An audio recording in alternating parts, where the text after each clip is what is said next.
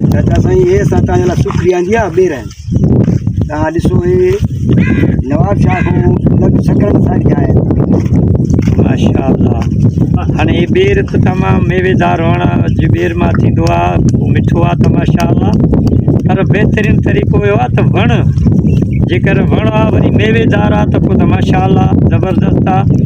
हिन महिल गर्मीअ जी मौसम आहे, गर्मी तमामु वधी वई आहे। हाणे गर्मीअ खां बचण जे लाइ वणनि जो हुजणु ज़रूरी आहे।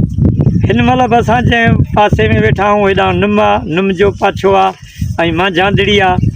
हिन मांझांदड़ीअ जे पाछे में गर्मीअ खां बचण जे लाइ असां वेठा आहियूं ऐं बनीअ ते वेठा आहियूं। हे बनीअ ते पोखियल आहे सभु कुझु असांजो।